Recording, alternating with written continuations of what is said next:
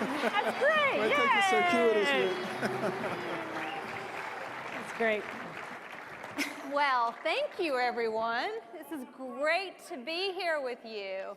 Well, this is where we were told we were supposed to sit. Sorry. The bosses back there said no. Man, this is a rough audience. So anyway, I am here today with two of my pro-life heroes. You know, we are at an important inflection point in our country, in our nation, on the issue of life. In fact, there's been an unmasking of the left on the issue. As sad as it is and as hard as it's been to watch, it's important that we take note and we have an honest conversation. What happened in New York with the law, the passage of the law that basically struck down any limits on abortion all the way up until birth, which, by the way, that's not a new position. What happened in Virginia with the same bill being offered, and by the way, that's being offered in a coordinated manner around the country. And then the discussion that ensued by my governor, in which he had this clear-eyed discussion on what happens if a child is able to survive an abortion, that the baby, that she's kept comfortable while the abortionist, the doctor, and the mother have a discussion about what happens next. That is terrifying, but it's honest and it's real. And then, last week, we had 44 senators, I call them the dirty 44, that stood on the side of infanticide. And if you're wondering who they are, come to our Instagram page, PYNance1 or Concerned Women. Come to follow us on Instagram. I have the names for you.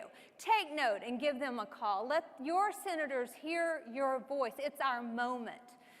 Now, the issue of the sanctity of human life is important. It's a seminal human rights issue. We must, at this moment, understand what's at stake. We, as a Christian, we believe in the principle of Imago Dei. We, as human beings, are created in God's image and after His likeness. And because of that, we have intrinsic value at every stage, from conception to natural death. And even if you have what people in this world see as inadequacies, or you have issues that make life harder for you, it doesn't mean that you're less. It means that you need more protection, that you need us to stand on your side. And that's what we do at Concerned Women for America. Now, I want to turn to my guests here, and I'm just, again, it's such a privilege to be here with both of you because you've both done so much on this issue.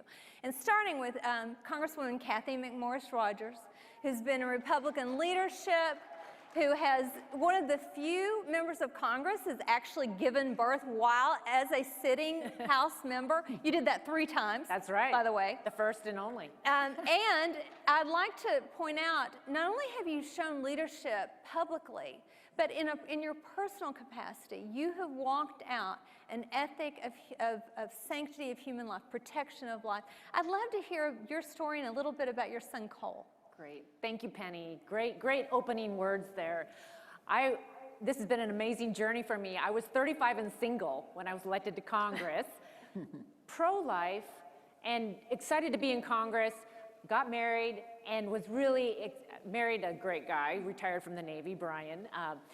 But we got pregnant right away, which was so exciting. I was an older mom. I was 37 at that time. But we got that diagnosis that we never anticipated, that our son had an extra 21st chromosome, which is more commonly known as Down syndrome. And it's not the news that you ever expect to receive. But yet, I have embraced Cole for his potential, for his life, for everything that he has to offer. And today, 12 years later, I can testify that he brings us so much joy. Cole just loves to tell jokes. He loves to fill your life with laughter.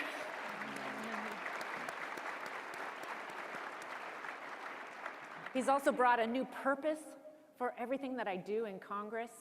Cole reminds me every day as to the value and the potential of every human life.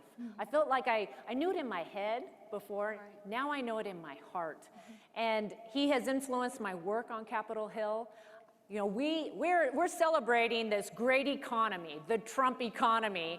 It was driven by tax cuts that we passed last year. I was really pleased. I introduced legislation able to work that is going to give those individuals who have a disability the opportunity to go get an internship or a part-time job and explore work without it being counted against their benefits. These are the kind of policies that lift people up, give them the opportunity to live the American dream. It's like the opportunity zones that Dr. Carson has championed, but we are here to ensure that everyone has the opportunity that was laid out in our Declaration of Independence. And it's the opportunity of life, liberty, and the pursuit of happiness. And Cole is just a remarkable person that reminds me of that every day. And I'm just so grateful for his influence on my life, as well as my work in Congress and the work that we're doing now for millions of people who want to have that opportunity for a better life. Because a job is so much more than a paycheck. It's what gives you purpose and dignity, and it's the foundation for the American dream. Amen. One of my heroes, Chuck Colson, said that people and children with disabilities are sentinels on the front lines of human life. And how we treat them, the way that we value them, has implications for our culture in every single way. If we respect the least of these, then we respect everyone. But if we don't, then we don't mean it. Amen. Dr. Carson, I don't mean to leave you out here. I am, again, so excited to have you. You're, of course, many of people here already know who you are, but for those who don't, you are a famous neurosurgeon who has been the only person to successfully separate twins conjoined at the head. You, Back of the head. I know, isn't that awesome? And he is so chill, which is what you want in your neurosurgeon, I guess. I mean, he's unflappable. You are up on, of course, the medical science of all of this, and you have literally seen and held a human brain. Tell me, when does life begin?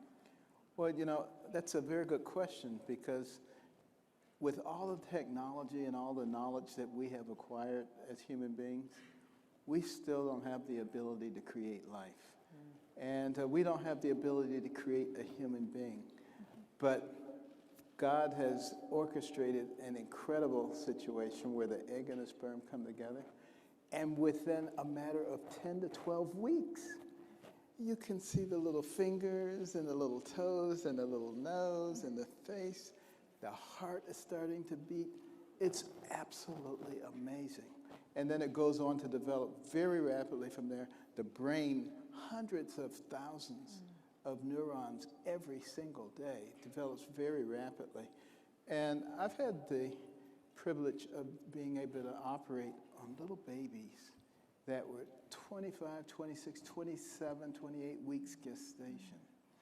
And I can guarantee you they can feel, they can react. And you have to give them anesthesia if you're going to cut them, believe me. And but they can also respond to comfort and to warmth. And for somebody to say that that's a meaningless bunch of cells, honestly, is just totally ignorant. And you know, I've had the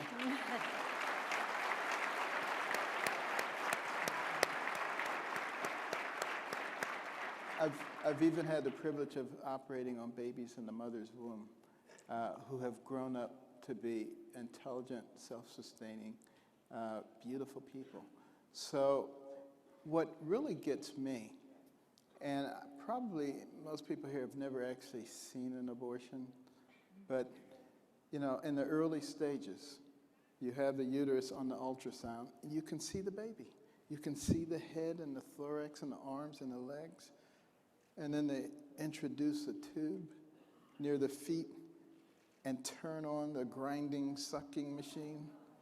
And next thing you see is all the blood going through the little tube and the thing disappears. I mean, it's barbaric. And then when it goes on to a much later stage, late stage abortion, you have a baby who could live outside of the womb. But some people feel that it's okay to murder that baby. And the level of barbarism that requires, I quite frankly don't know how people can do it, quite frankly. And they try to shield the mothers from the knowledge of what's going on. They try not to let them see the screens and all the various things. But how many of those mothers end up psychologically damaged? They talk about they're doing this for the health of the mother. What about the mother's mental health that she has to endure for the rest of her life? You know, many of you all know about Silent No More, which is a great organization that gives women the ability to share their regret. And as a believer, I believe in redemption. And I believe we are so broken as human beings.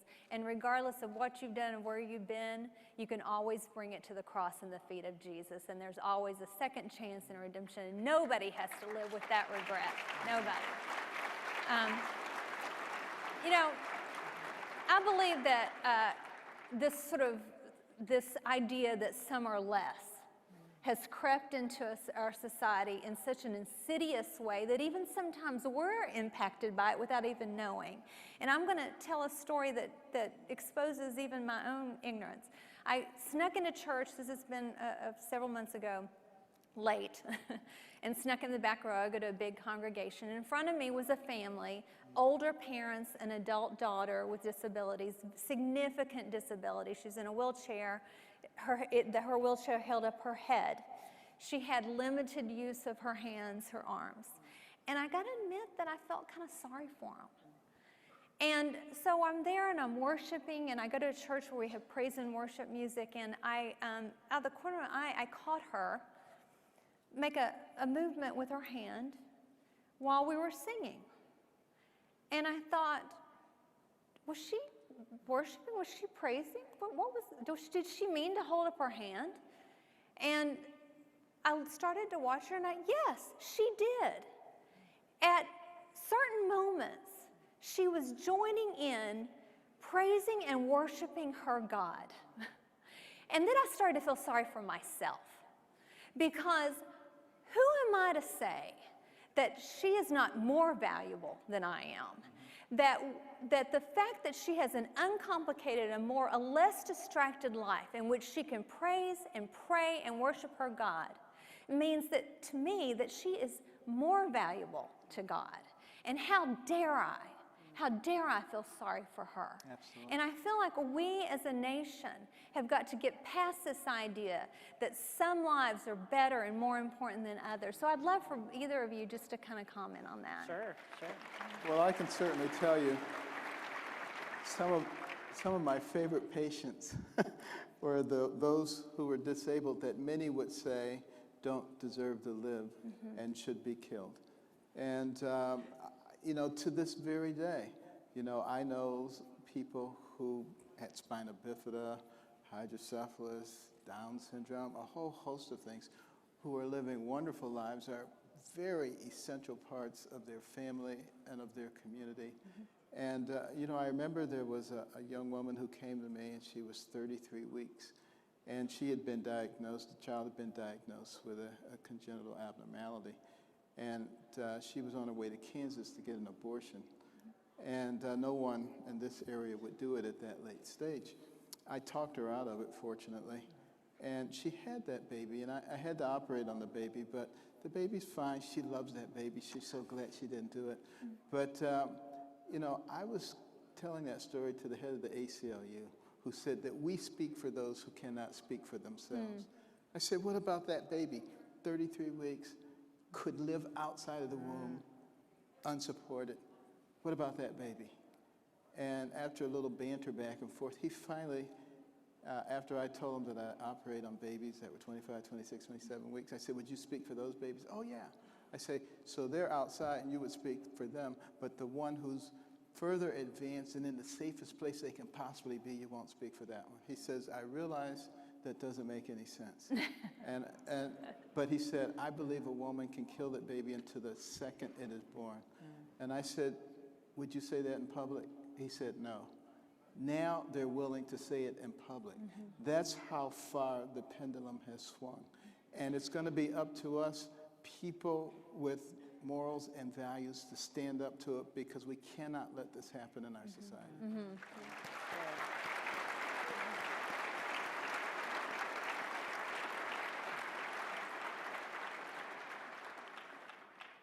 Being Cole's mom has just opened my eyes anew. And I wonder how God does view us, because we have our own definitions and we put labels on people as having disabilities. And I've wondered, God looks at us all and sees people who are in need. We are all developmentally disabled in God's eyes. That's right. So it's kind of changed my view there. One thing, I've been in elected office, and I had met with different families and groups of people who are advocating for those with disabilities. Today, I cherish that community, because any family who has been touched firsthand by someone with special needs or a disability, they are their strongest advocates. Amen. And their strongest proponents, because they understand firsthand the impact of that person on their lives, the positive impact. And today I'm just grateful for this community of people who celebrate what every person has to offer. I feel like it's a community that celebrates every step, every success, everything that individual can conquer, and really focuses on the way that we all should be focusing. We should all be focusing on the ability. We should be focusing on what someone can contribute, their strengths and their contributions, rather than being so focused on ourselves at times. It just is a different way of viewing the world, and I think it's more the way that God would view it, and the way that our founders set up in our Constitution and our Declaration of Independence, that we would be a country that cherishes that life and liberty and the pursuit of happiness for every person. Yeah, that's well said.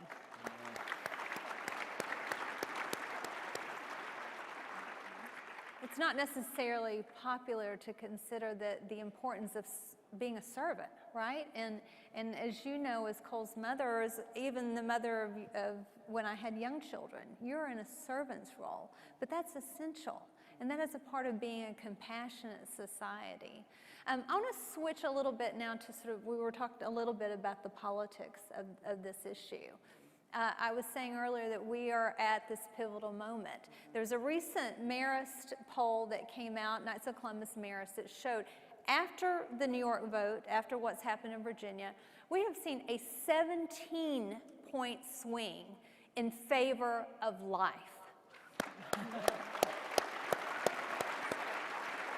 We are waking up as a society and leading that group, and that's why I'm so happy to be here at CPAC. Our young people and even Democrats are coming to our side on this issue. And so as we talk about this in this ballroom full of people, not everyone has thought through this issue. But let me just tell you, it impacts you. It's important. And it is your time to speak up and tell the truth. To all the young people here in this ballroom, it is your time for the young women to be the Esthers of society, to speak truth to power, and to speak for the weak in society. You can be the sentinels on the front lines of human life. And let me ask you today, urge you to take on that role. It's your time. You are the pro-life generation. Amen.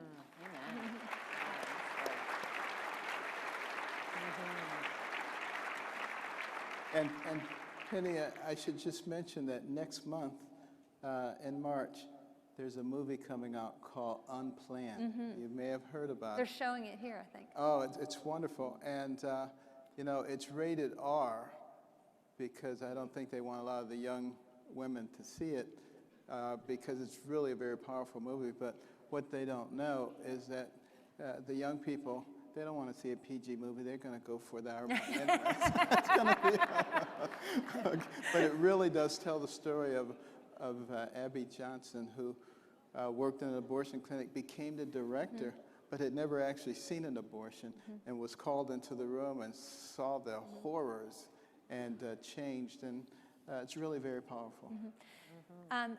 Again, back to the politics of this, I have to just say, and I would love to just hear your thoughts on this, I am so grateful that we have the most pro-life president in my lifetime. Thank you, Donald J. Trump, for standing up for human life. It is so refreshing to have a president who makes a promise to the pro-life community and actually follows through and leads on the issue. The fact that every single one of his great nominations to the courts have been people who are constitutionalists. So I just wonder one of the points that we're making to Concerned Women for America members is that elections have consequences for life.